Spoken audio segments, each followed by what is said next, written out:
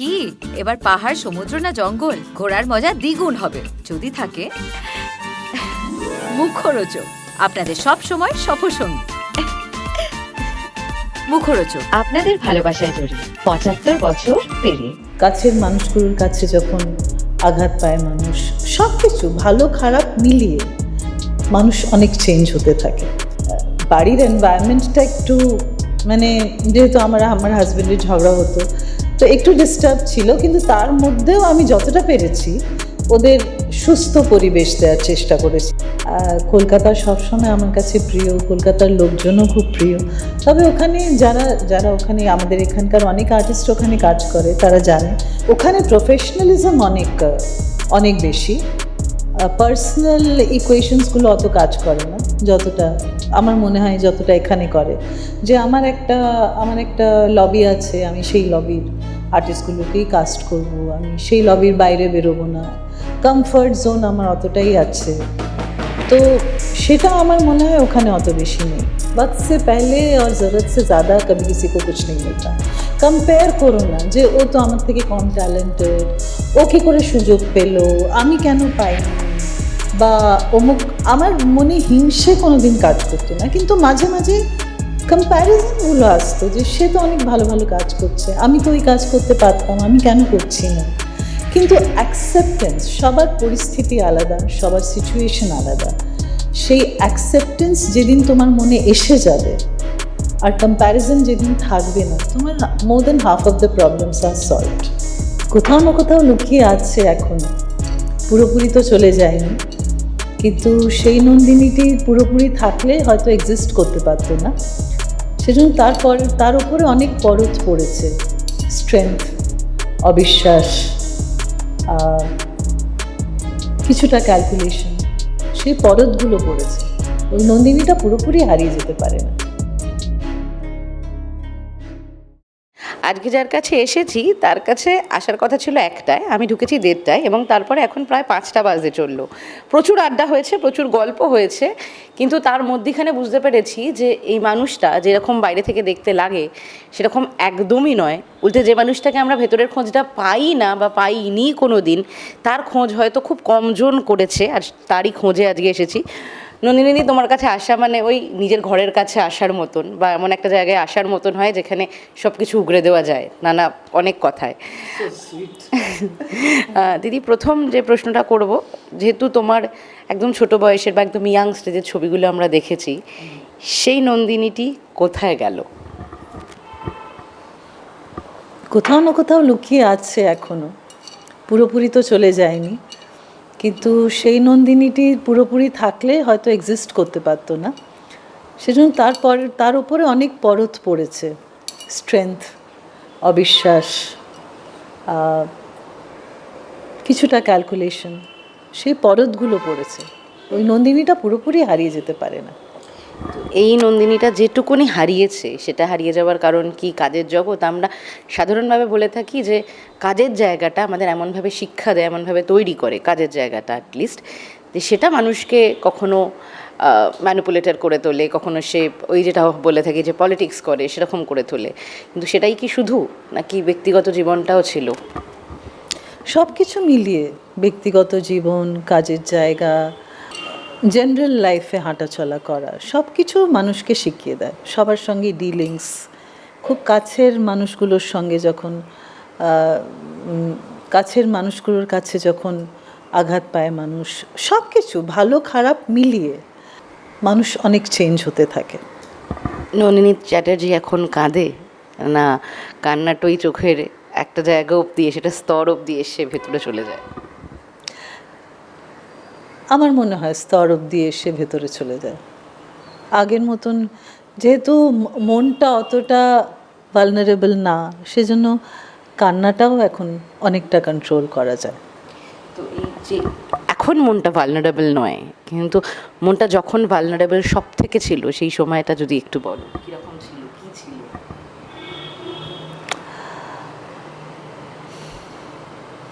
মানুষের জীবনের পরিস্থিতি তো পাল্টাতে থাকে। মানুষ যখন কিছুর খোঁজে, কোনো কিছু খুঁজে বেড়ায়, তখন ভালনারেবিলিটিটা বোধহয় একটু বেশি থাকে। আমার জীবনে ভালোবাসা নেই, আমার ভালোবাসা চাই, আমি এটা পাইনি, এটা আমার চাই। যখন একটা লেভেলের অ্যাকসেপ্টেন্স এসে যায় মানুষের জীবনে, তখন সেই ভালনারেবিলিটিটাও কিছুটা ঢাকা পড়ে যায়। অ্যাকসেপ্টেন্সের জন্য অনেক কিছু মানে বলে you come to terms with lot of things in life, basically সেটাই। এত অল্প বয়সে মা হওয়া, অল্প বয়সে বিয়ে, এবং সেটাও যথেষ্ট উচ্চবিত্ত পরিবারের বিয়ে, তারপরে কি হলো? মানে এই নন্দিনী চ্যাটার্জি তো অভিনয়টা ভালোবাসতো, কিন্তু অভিনয়টা প্রফেশন হিসেবে কখনো নিতে নেয়নি। তারপরে what makes you choose acting as career first, and second হলো ফ্যামিলি, মানে দুদিকের ফ্যামিলি কীরকম সাপোর্টিভ ছিল বা ছিল না? অনেস্টলি স্পিকিং, আমার বাপের বাড়ি একদম সাপোর্টিভ ছিল না। আমি যখন বাপের বাড়িতে ছিলাম তখন আমার শুধু অ্যালাউ করা হতো যে আমি অনামিকায় নাটক করতে পারি বা পদাতিকে নাটক করতে পারি, কারণ শ্যামানন্দজি আর প্রতিভা আগরওয়াল এরা আমার ঠাকুরদার চেনা, ঠাকুরদা এদের ভালো করে চিনতেন। তাছাড়া আমাকে অন্য কোথাও অভিনয় করা অ্যালাউড ছিল না। ভীষণ কনজারভেটিভ ফ্যামিলি ছিল। বিয়ের পরও বাবা খুব একটা পছন্দ করতেন না, আমার শ্বশুরমশাই আমার অভিনয় করাটা খুব একটা পছন্দ করতেন না। উনি নিজে বলেছিলেন যে আমি চাই যে তুমি অভিনয়টা ক্যারিয়ার হিসেবে পারসিউ করবে না। আমি বন্ধ করে দিয়েছিলাম। কিন্তু তারপরে যেহেতু আমার হাজব্যান্ডের একটা লাইফস্টাইল ছিল, উনি দিনের পর দিন বাড়ি ফিরতেন না, বা দেখো ওনার দোষ নেই হয়তো, সেটা ওনার যেই ধরনের সঙ্গ ছিল সেটা দেখে উনি হয়তো এটা করতেই অভ্যস্ত, কিন্তু উনি দিনের পর দিন বাড়ি ফিরতেন না। সেটা আমার মনে হয় এখন আলোচনা না করাই ভালো। কিন্তু ওনার বন্ধু বান্ধব খুব মিসগাইড করতো ওনাকে, ড্রিঙ্ক করা বা ভুলভাল জায়গায় যাওয়া, এগুলো লাইফস্টাইলে দাঁড়িয়ে গেছিলো। আর যেহেতু উনি বন্ধু বান্ধবদের খুব ভালোবাসতেন, আর আমার হাজব্যান্ড ভালো ফ্যামিলি থেকে ছিল, বেশিরভাগ বন্ধুরা ওনাকে এক্সপ্লয়েট করতো টাকা পয়সার জন্য বা ইয়ে, আর বিশ্বাস করতো বন্ধুদের, এক্সপ্লয়েটেড হতো অনেক সময়। তো উনি দিনের পর দিন বাড়ি ফিরতেন না। তো আমি বাবাকে বলেছিলাম যে বাবা, আমি কি করে আমি সংসার চালাবো, আমার বাচ্চাদের মানুষ কি করে করব। তখন আমার হাতের টাকা থাকতো না। তো তখন বাবা বলেছিলেন যে তোমার যদি মনে হয় যে তুমি অভিনয় করে দাঁড়াতে পারবে, সেলফ সাফিশিয়েন্ট হতে পারবে, তাহলে তুমি করো, আমি তোমায় আর থামাবো না। তো আমি আমার শ্বশুরমশাইয়ের আশীর্বাদ নিয়ে, ওনার পারমিশন নিয়ে আবার অভিনয় শুরু করেছিলাম। আর তারপরে একা হাতেই ছেলে মেয়েকে মানুষ। হ্যাঁ, বাবা যতদিন বেঁচে ছিলেন বাবার সাপোর্ট ছিল। বাবা যতটা পারতেন, উনিও তো রিটায়ার্ড লোক, গ্রাউন্ড ফ্লোরে থাকতেন, কিন্তু বাবা যতদিন বেঁচে ছিলেন বাবার সাপোর্ট ছিল, বাবার সহযোগিতা ছিল। কিন্তু তারপরে আমাকে একা হাতেই মানুষ করতে হয়েছে। ইন টার্মস অফ ফিনান্সিয়াল জায়গা থেকে বলছো না পুরোটাই? পুরোটাই ফিনান্সিয়াল জায়গা। আমি বাচ্চাদের কোনো দিন থামাইনি। উনি গ্রাউন্ড ফ্লোরে থাকতেন, আমি থার্ড ফ্লোরে থাকতাম। বাচ্চাদের কোনো দিন মানা করিনি যে বাবার কাছে যেও না, বা বাবার সঙ্গে। ওরা রেগুলার বাবার সঙ্গে গিয়ে দেখা করতো, কথা বলতো। পরবর্তীকালে তো যখন উনি অসুস্থ হলেন তখন আমি ওনাকে ওপরে নিয়ে এলাম, কারণ আমার পক্ষে তখন আমি কাজ করতে শুরু করেছি, তখন নিচে গিয়ে দেখাশোনা করা আমার পক্ষে সম্ভব ছিল না। তো সেটাই আর কি, মানে যতটা পেরেছি অ্যাডজাস্ট করে চলেছি। নন্দিনীদি, যারা তোমায় আলাদাভাবে একটুও দেখেছে অফ দ্য ক্যামেরা, তারা তোমাকে অন্যভাবে চেনে, কিন্তু অ্যাপারেন্টলি তোমাকে দেখলে মনে হয় ভীষণ নাকুচু, উচ্চবিত্ত বড়লোক পরিবারের একজন মহিলা, যার মাটিতে পা পড়ে না, যে খুব রূঢ়ভাষী, এরকম একটা জায়গা।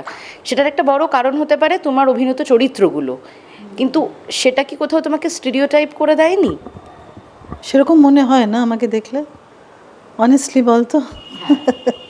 মনে হয় হ্যাঁ, কিন্তু আমি রেগুলার অভিনয় করার আগেও এই ফিডব্যাকটা পেয়েছি আমার কলেজের বন্ধুদের কাছে, আমার স্কুলের বন্ধুদের কাছে। ইনিশিয়ালি আমাকে দেখেও হয়তো হয়তো না, ইনিশিয়ালি আমাকে দেখে ওরা তাই ভাবতো যে আমি ভীষণ স্নব। ইনফ্যাক্ট এখন একটা রিউনিয়নে আমার স্কুলের বন্ধুরা বলতো যে তুই সব মেয়েরা হাসতে হাসতে আসতো ক্যান্টিনে, হোস্টেলের ক্যান্টিনে, তো দে ওয়ার মোর অ্যাক্সেসিবল। আমি এমনি করে আর সামনে বই নিয়ে গট গট গট গট করে বলে अभी तू मटक मटक के चलती है मगर उस समय तो सोल्जर की तरह चलती थी। তো না, আমার কোনো দিন কোনো অহংকার বা ইয়ে, ইনফ্যাক্ট সেটা একটা শিল্ড ছিল।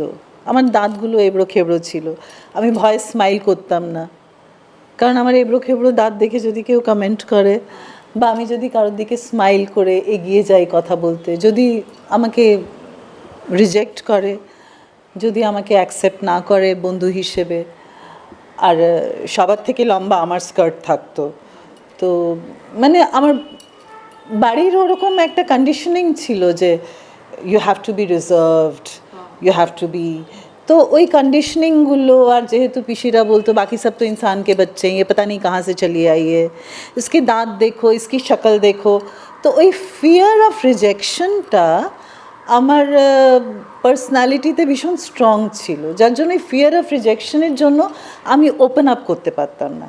তো লোকে সেটা উল্টো ভাবতো, অ্যাকচুয়ালি কিন্তু তা ছিল না। যার জন্য ম্যারিলিন মনরো একটা কথা বলেছিল না, even if your daughter is not pretty, you tell her that she's the most beautiful girl in the world. হ্যাঁ, মানে এটা না ছোটোবেলার এই কমেন্টগুলো ইট গোজ আ লং ওয়ে। তো মানে সেই কমেন্টগুলোর জন্য হয়তো আমি একটু রিজার্ভ থাকতাম, ওপেন আপ, কিন্তু অহংকার বা ইয়ে তো একেবারে উল্টো ছিল। I use to suffer from inferiority complex. যেহেতু তুমি জীবনটা খুব অল্প বয়সে বিয়ের পরে রাদার আরও কঠিনভাবে দেখেছো, এবং মানে যেটা তুমি বললে বা বলছিলে যে আমার পিসরা বলতো যে সবাই তো মানুষের বাচ্চা এ থেকে চলে এলো, তো ওই লুকস নিয়ে মানুষ দেখতে কীরকম সেটা নিয়ে বলাটা যে অনেকের কাছে খুব বাজেভাবে এফেক্ট করে, মানে টু বি অনেস্ট আমি নিজেও হয়তো সেটার একটা সাফারার। সে জায়গা থেকে বলবো যে যাতে এরকম কোনো কমপ্লেক্সের মধ্যে তোমার বাচ্চারা বড় না হয়, অন্য কেউ ওদের মধ্যে ইনজেক্ট করতে চাইলেও যেন এরকম কোনো কিছু না ঢোকাতে পারে ওদের বড় করার সময়, সেই জন্য কোনগুলো মাথায় রেখেছিলে, কারণ ওদের বড় হওয়াটা তো প্রথম দিকে খুব স্মুথ ছিল না, মানে সে জায়গা থেকে। কিন্তু আমি ভীষণ প্রোটেক্ট করতাম আমার বাচ্চাদের, আমি এসব ব্যাপারে ভীষণ কনসিয়াস ছিলাম। যেমন ছোটোবেলা আমার ছেলে মেয়ের জন্য আমি এডুকেশনাল টয়েস নিয়ে আসতাম। টাইম লাইফের আমি একটা মানে বলে না, টাইম লাইফের one of the dealers of time life ছিলাম, ওখানে কাজ করতাম। তো টাইম লাইফের সিরিজগুলো বাড়ি বাড়ি গিয়ে বিক্রি করতাম, door to door book sell করতাম। তো আমি যেহেতু একটা সিরিজ আমি ভীষণ কম দামে পেয়েছি নিজের বাচ্চাদের জন্য, তো ওগুলো পড়ে পড়ে শোনাতাম বাচ্চাদের, স্টোরিজ শোনাতাম। বাড়ির এনভায়রনমেন্টটা একটু মানে যেহেতু আমার হাজব্যান্ডের ঝগড়া হতো, তো একটু ডিস্টার্ব ছিল, কিন্তু তার মধ্যেও আমি যতটা পেরেছি ওদের সুস্থ পরিবেশ দেওয়ার চেষ্টা করেছি। যেমন আমার পিসিরা একবার এসেছিল, আমার মেয়ের দিকে এরম করে তাকিয়ে আছে, তখন আমি সঙ্গে সঙ্গে বললাম don't make any comment about her looks. মানে আমাকে যেগুলো বলেছো আমার বাচ্চাদের একদম বলবে না। So I was very protective. আমি এক্ষেত্রে দাঁড়িয়ে যেহেতু তোমার সঙ্গে আলোচনাটা একটু পার্সোনাল লেভেলে হয়, একটা কথা বলতে চাইবো যে মানে since I am a new mother, আমার বাচ্চাকে দেখো, একদম 1 মাসের বাচ্চাকে দেখো, আমার পরিবারের একজন বলেছিল মায়ের মতন গায়ের রঙটা হয়নি। তো আমি জানি যে কি এফেক্ট হয়। এবার আজকে তোমার ইন্টারভিউটা দেখার পর অনেকেই নতুন মা বা যারা যারা এরকম কিছুর মধ্যে ডিল করে, যেমন ছোটোবেলা থেকে অনেক পরিবারে বলা হয় চা খেও না গায়ের রং কালো হয়ে যাবে, তো গায়ের রং কালো হয়ে যাওয়াটা কি মানে তারা মানুষ নয়? এই কোন কোন জিনিসগুলো তুমি খুব ব্যক্তিগতভাবে দেখেছো এবং মনে হয় চেঞ্জ করা উচিত? হ্যাঁ, এগুলো মানে আর আমি ছোটোবেলা থেকে বাচ্চাদের মধ্যে এটা ইনজেক্ট করার চেষ্টা করেছি যে লুকস ইজ নট এভরিথিং। তোমাদের মধ্যে যে কোয়ালিটিস আছে সেগুলোকে কাল্টিভেট করো। কালো ফর্সা এগুলো মানে আমার বাড়িতে আমার সামনে বলা অ্যালাউডই ছিল না। আর অনেকে হয় না যারা আত্মীয়রা, তারা নিজের বা রিলেশনশিপেও দেখবে তারা নিজের ডেফিসিয়েন্সি ঢাকার জন্য তোমার ডেফিসিয়েন্সিগুলো হাইলাইট করে। সেটা একটা ভীষণ কমপ্লেক্সড মেন্টাল সাইকোলজিক্যাল কন্ডিশন। সেগুলো আমি ভীষণ কেয়ারফুল থাকতাম যে আমার বাচ্চাদের, my children should not be expose to all that. তোমাকে দেখে যেহেতু কোথাও একটা হট মানে সো কল্ড হট এই ব্যাপারটা অ্যাপিলটা যেহেতু আসে, সেক্ষেত্রে দাঁড়িয়ে এরকম বহু চরিত্রকে অনেক পুরুষেরা বা বেশি অনেক মহিলারাও দেখে ভাবে she is very approachable, easy to get. Did you ever get any approach like this? হ্যাঁ হ্যাঁ হ্যাঁ, সেটা ওই হট ইমেজ থাকার আগেও পেয়েছি। অ্যাপ্রোচ তো আমার মনে হয় সব মেয়েরাই যারা একটু একটু অ্যাট্রাক্টিভ, তুইও নিশ্চয়ই পেয়ে থাকিস। আমাদের লাইফস্টাইল, আমাদের এই সোশ্যাল স্ট্রাটাটাই এমন হয়ে গেছে যে ইট ইজ ভেরি নর্মাল। সেটার সঙ্গে তুই কীভাবে ডিল করবি সেটা ডিপেন্ডস টোটালি অন ইউ। কিন্তু এটাও তো সত্যি কথা, যখন এই প্রসঙ্গগুলো আসে তখন বেশ কিছু জন এই পদ্ধতিটা হয়তো নেয়, সেই জন্যই তো হয়তো আলোচনাটা আসে। তোমার ব্যক্তিগত জীবনেও এরকম হয়েছে যে তুমি হয়তো কোনো অ্যাপ্রোচকে সরিয়ে দিয়েছো, কিন্তু অন্য কেউ সেই অ্যাকসেপ্ট করে নিয়েছে বলে, এমন কোনো অফার অ্যাকসেপ্ট করে নিয়েছে বলে তার সিঁড়িটা তুমি দেখেছো অনেক উঁচুতে খুব তাড়াতাড়ি উঠে গেল, এসকালেট করে গেল অনেক তাড়াতাড়ি? হ্যাঁ, সেটা দেখেছি, সেটা হয়ে থাকে জেনারেলি। এভরিবডিজ, সবার খুব তাড়া আছে, পিপল আর ইন আ হারি। সো তাড়াতাড়ি সিঁড়িতে উঠে গেলে কে সেই অ্যাপ্রোচটা, কে সেই পথটা নেবে না? নিশ্চয়ই নিয়েছে। হয়তো আমি সেই সুযোগটা অত ভালোভাবে, হয়তো আমি তার জায়গায় থাকলে বা আমি তার পরিস্থিতিতে থাকলে আমিও সেটা নিতাম, হয়তো আমিও সেটা অ্যাভেল করতাম। কিন্তু সেই পরিস্থিতি তৈরি হয়নি বা সেরকম লিউক্রেটিভ অফার হয়নি, বা আমি একটু রিজার্ভ ছিলাম সেজন্য। কিন্তু একেবারে যে ইন্ডালজ করিনি এত বছরের অভিনয় জীবনে, তাও বলবো না। তোমার কোনো পিয়ার নেই বা তোমাকে, মানে যেহেতু তুমি এখন মুম্বাইতেও কাজ করছো, তো এখন তো বহু শিল্পী না নিজস্ব একজন ম্যানেজার রাখে, এত বছরে তোমায় সেটা রাখোনি কেন? আমি চেয়েছিলাম রাখতে, চেয়েছিলাম, কিন্তু সেরকম ভালো গাইডেন্স বা সেরকম ভালো ম্যানেজার কাউকে পাইনি। বা বম্বেতেও চেষ্টা করেছি, কিন্তু বম্বেতে তারা ভীষণ, যারা অলরেডি ওয়েল এস্টাবলিশ স্টার্স বা যারা খুব ভালো রেগুলার কাজ করছে, তাদের সঙ্গে ডিল করতে চায়। আমি এখন অত বেশি টাকা দেওয়ার অবস্থায়ও নেই, বা maybe I am not lucrative enough for them, সেজন্য।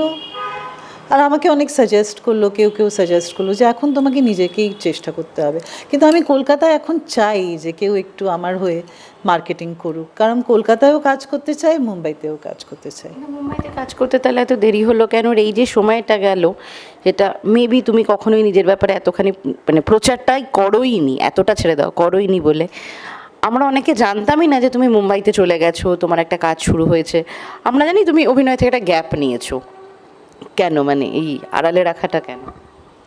আমি কনসিয়াসলি আড়ালে রাখতে চাইনি। আর তার আগে আমার দায়িত্ব ছিল, আমার ছেলে তো বিদেশে চলে গেছে বেশ 3-4 বছর হলো, আমার মেয়েকে বিয়ে দেওয়া, তারপরে আমার বাড়ির কিছু সেটেলমেন্টস করে যাওয়া, সেগুলো এড়িয়ে আমি যেতে চাইনি। সেগুলো কমপ্লিট করে তারপরে আমার ছেলেই আমাকে উৎসাহ দিল যে এখানে তো তুমি একাই থাকছো, তো এখানে তো তুমি একাই থাকছো, বম্বেতে থাকলে, এখানে থাকলে একই ব্যাপার। তোমার অনেক দিনের ইচ্ছে ছিল বম্বে গিয়ে চেষ্টা করার, তো চেষ্টা করে দেখো না, দেখো কি হয়। If it happens well and good, না হলে you can always come back. তো চেষ্টা করছি। ওখানে একটা কালার্সে সিরিজ করলাম, আসার আগে একটা ফিল্ম করলাম, তো ইচ্ছে আছে ওখানে আরও চেষ্টা করে কাজ করার, দেখা যাক কী হয়। অভিনেত্রী হিসেবে নন্দিনী চ্যাটার্জি কতটা এক্সপ্লোর্ড?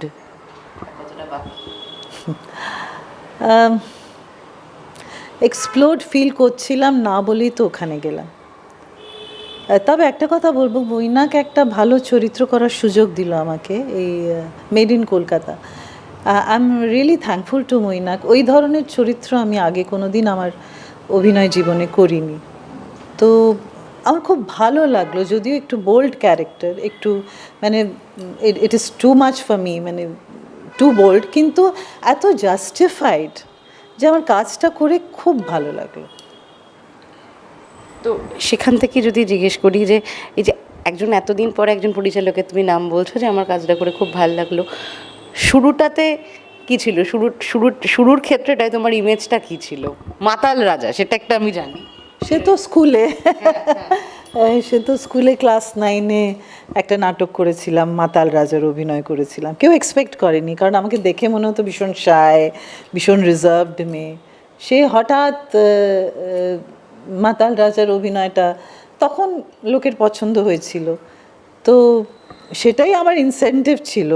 সেটা করে আমার মনে হলো যে না, this is something I really enjoy, আর আমি ভবিষ্যতে অভিনয় করতে চাই। তো তারপরে তো ঠিক মানে হতে থাকলো একের পর এক। পদাতিকে সত্যদেব দুবের সঙ্গে, শ্যামানন্দ জালান এদের সঙ্গে ওয়ার্কশপ করলাম, নাটক করলাম। সো প্যাশনটা বাড়তে থাকলো গ্র্যাজুয়ালি, যে হ্যাঁ না, অভিনয় ছাড়া আমি থাকতে পারবো না। তারপরে একটা গ্যাপ হলো, যখন বাবা মানা করলেন যে অভিনয় করবে না। তারপরে এই নিডের জন্য আবার অভিনয় করতে শুরু করলাম। যেহেতু গ্যাপ ছিল, তারপরে যখন আবার অভিনয় করতে শুরু করলাম, যেই চরিত্রই পাচ্ছি আমার ভালো লাগছে অভিনয় করতে। আর অভিনয়ে আমার একটা এসকেপ রুট ছিল, আসল জীবন থেকে আর কি। ওখানে যে চরিত্র করছি, ওখানে যেই সংসারের মধ্যে আছি, আমি রিয়েল লাইফে সেই সংসার পাইনি, সেই চরিত্র পাইনি। আর অনেক সময় অনেক সুপ্ত আকাঙ্ক্ষা, I want to harm that person, I want to kill that person. তো আমার নেগেটিভ রোলগুলো সেই সুযোগটা দিত। তো নিজের মধ্যে সেই আকাঙ্ক্ষাগুলো, সেই চরিত্রগুলোকে ট্যাপ করে সারফেসে আনতে পারতাম। সো অভিনয় আমার জন্য একটা এসকেপ রুট ছিল, অ্যান্ড আই রিয়েলি এনজয়েড ইট। কিন্তু নন্দিনী চ্যাটার্জি কি এখন একবারও নিজের কাছে ভাঙে, না এখন ভেঙে গড়ে, এখন শুধু গড়েই আছে? এখন খুব একটা ভাঙে না, মানে এত ভেঙেছি যে এখন বোধহয় টুকরোগুলোকে জমানোর চেষ্টা করছি, অ্যাসেম্বল করে I want to reconstruct myself. এখন ভাঙাটা খুব একটা অ্যালাউ করি না। এই এতগুলো পথ পেরিয়েছো এবং পুরোটাই যখন একা হাতে, একটা কথা বলে না যে একে সুন্দরী, তার মধ্যে ইউ আর উইডো, তো সেক্ষেত্রে দাঁড়িয়ে ফ্যামিলি থেকে আর তারপরে বিয়ে দেওয়ার চেষ্টা করা হয়নি? বা না, ফ্যামিলি থেকে বিয়ে দেওয়ার চেষ্টা করা হয়নি। তবে আমার এক দাদা চেষ্টা করেছিলেন, যে ওই সাইটস হয় না, জীবনসাথী.com, এই করে। তো সেটার পরে এত খারাপ এক্সপিরিয়েন্স হলো আমার জন্য। না বাবা, আমি যেমন আছি তেমন ভালো আছি। Have you ever dated after that? Yes, I have dated. I have had relationship, but I don't think I'm very lucky in love. So এখন ভালোবাসার কথা ভাবলে ভয় করে, কিন্তু বন্ধুত্ব ডেফিনেটলি কাম্য। সেক্ষেত্রে দাঁড়িয়ে মুম্বাইতে দাঁড়িয়ে নতুন করে একটা জগৎকে চেনা, আর টলিউডটাকে তুমি এতদিন যেভাবে চিনলে, কতটা পার্থক্য বোঝো ভালো খারাপ মিলিয়ে? নিজের বাড়ি তো নিজের বাড়ি না। কলকাতা সবসময় আমার কাছে প্রিয়, কলকাতার লোকজনও খুব প্রিয়। তবে ওখানে যারা ওখানে আমাদের এখানকার অনেক আর্টিস্ট ওখানে কাজ করে, তারা জানে ওখানে প্রফেশনালিজম অনেক বেশি। পার্সোনাল ইকুয়েশনসগুলো অত কাজ করে না যতটা আমার মনে হয়, যতটা এখানে করে। যে আমার একটা লবি আছে, আমি সেই লবির আর্টিস্টগুলোকেই কাস্ট করব, আমি সেই লবির বাইরে বেরোবো না, কমফর্ট জোন আমার অতটাই আছে। তো সেটা আমার মনে হয় ওখানে অত বেশি নেই। আর এখানে যারা একটা লেভেলে আছে তারা রিচেবল না, তাদের কাছে পৌঁছানো মানে বিরাট বড় একটা ব্যাপার, তারা তোমাকে অ্যালাউই করবে না। ওখানে আমি যেমন অনুপম খেরজির সঙ্গে হোয়াটসঅ্যাপে কথা বলেছিলাম, he personally called me to his office. আর ওনার অফিসে গিয়ে ওনার সঙ্গে কথা বলে बोलें आप बंगाली हैं, आपकी हिंदी ज़ुबान इतनी साफ़ कैसे है? तो बोललाम जे मेरी माँ यूपी की हैं, वो बनारस की हैं, तो बचपन से आदत है हिंदी में भी बात करने की। और मैं हिंदी में लिखती भी हूँ ইনফ্যাক্ট আমি ওনাকে একটা পোর্ট্রেট প্রেজেন্ট করলাম ওনার বার্থডেতে, ওনার পোর্ট্রেট। তো এরা খুব রিচেবল এখানে কলকাতায়, মানে আমি বড় বড় ডিরেক্টর যারা বা বড় বড় তারা দরজা বন্ধ করে রাখে। You have to be a somebody to reach out to them. তুমি রিচ আউট করলেই, করার চেষ্টা করলেও তারা সেটা এনকারেজ করে না। তুমি খুব হাম্বলি রিচ আউট করার চেষ্টা করছো, সেই জিনিসটা ওখানে নেই। ওখানে মানে ওটা ভীষণ টাচিং একটা ব্যাপার। এখানে যেমন আমি মেসেজ দিচ্ছি সবাইকে করছি, কিন্তু হ্যাঁ, অনির্বাণ ভট্টাচার্য যেমন পার্সোনালি আমাকে রিপ্লাই করলো যে অল দ্য বেস্ট, আমি আপনার সঙ্গে কাজ করেছি, ভালো করুন। এই জিনিসগুলো টাচ করে। আমরা সবাই তো চেষ্টা করছি নিজের নিজের লেভেলে, তো এটা একটা পার্থক্য ওখানে। অনির্বাণ ভট্টাচার্যের কথা যখন উঠলো তখন নিশ্চয়ই তুমি জানবে যে অনির্বাণ ভট্টাচার্য অনেক ব্যান করা হয়েছে, এরকম নানা কিছু ঘটনাগুলো হয়েছে। আমি সে প্রসঙ্গটা ধরে এখান থেকে সরিয়ে রাখলাম, কিন্তু কাজ পাওয়ার ক্ষেত্রে আমরা একটা অন্য পদ্ধতি যেমন বললাম, ঠিক সেরকম আমরা জানি প্রত্যেকটা প্রফেশনেই আছে তেল দেওয়া, ফ্ল্যাটার করা। Does it work here? তুই বল। It is the primary driving factor over here. I'm not complaining. But it is there. কিন্তু হ্যাঁ, it is very much there. তাই না? যেহেতু তুমি সন্তানকে একা হাতেই মানুষ করেছো এবং সঠিক মানুষ করার একটা চেষ্টা করেছো, সেটা সব মা বাবাই করে, কিন্তু তোমার জীবন দর্শনটা অন্যরকমভাবে তোমাকে শিখিয়েছে। সেক্ষেত্রে মাতৃত্ব শক্তিটাই আমার মনে হয় তোমাকে শত কষ্টের পরেও আবার উঠে দাঁড়াতে বাধ্য করেছে। এই জিনিসগুলো তো তুমি জানো যে প্রফেশনাল জায়গায় কী কী হয়, এটা থেকে বাঁচা যায় না, কিন্তু কিভাবে পাশ কাটিয়ে বেরোতে হয় সেটা কি কখনো আলাদা করে শেখানোর চেষ্টা করেছো, না ইউ লেট ইট হ্যাপেন, যে ওরা ওদের জীবন থেকে শিখবে? আমি একদিক থেকে খুব লাকি, আর এই দিক থেকে আমি সুশান্ত বাবা এদের জিন্সগুলোকে থ্যাঙ্ক করি। কি আমার মনে হয় মাঝে মাঝে যে চ্যাটার্জি বাড়ির জিন্স অনেক সুপিরিয়র। আমি একটু বোকাশোকা মানুষ। ইনফ্যাক্ট যখন প্রেগনেন্ট ছিলাম তখন লিটারেলি প্রে করতাম, বাদাম খেতাম রেগুলারলি, আর প্রে করতাম যে আমার বাচ্চারা যেন অঙ্কে আমার থেকে অনেক বেশি স্ট্রং হয়। চ্যাটার্জি বাড়ি যেরকম অঙ্কে এরা যেমন স্ট্রং, আমার বাচ্চারা যেন সেই জিন্সগুলো পায়। তো আমার বাচ্চারা they are very intelligent people, touch wood, ভীষণ ইন্টেলিজেন্ট, ভীষণ সর্টেড, আমার মতন এতটা ইমোশনাল না। তো তাদের আমাকে আলাদা করে কিছু শেখাতে হয়নি। গ্রোয়িং আপ ইয়ার্সে আমি আমার বাচ্চাদের এইটুকু বলতাম যে যাই হয়ে যাক না কেন, যেই অ্যাসিওরেন্স আমি আমার বাবার কাছে পাইনি, যে যাই হয়ে যাক না কেন আমি সব সময় তোমার পাশে আছি। এই অ্যাসিওরেন্স একটা বাচ্চাকে না ভীষণ মনের জোর দেয়। আর পড়াশোনায় আমি খুব অ্যাটেন্টিভ ছিলাম, ওদের আপব্রিঙ্গিংয়ের ব্যাপারে খুব অ্যাটেন্টিভ ছিলাম। তো এখন ওরাই বরং আমাকে গাইড করতে পারবে, আমার ওদের গাইড করার দরকারই নেই। দে আর ভেরি সর্টেড পিপল। যাই হোক, এই পুরো আড্ডাটা যদি আমি সাম আপ করতে চাই, এই যে অঙ্কের কথা বললে, জীবনের সবকটা অঙ্ক মিলেছে কি? আমার মনে হয় মেলেনি, কারোর যেমন মেলে না। কিন্তু এই অঙ্কগুলোর যদি একখানা ফর্মুলা তুমি আবিষ্কার করে থাকো জীবনের ফিলোসফি দিয়ে, সেটা কি দর্শকদের জন্য যদি একটু বলো? আমার জীবনের ফিলসফি সবার সঙ্গে মিলবে কি না আমি জানি না, তবে আমি আমার জীবনে যেটুকু শিখেছি সেটা হচ্ছে যে একটা পয়েন্টে গিয়ে অ্যাকসেপ্ট করে না। वक्त से पहले और ज़रूरत से ज़्यादा कभी किसी को कुछ नहीं मिलता। কম্পেয়ার করো না যে ও তো আমার থেকে কম ট্যালেন্টেড, ও কী করে সুযোগ পেলো, আমি কেন পাইনি, বা অমুক।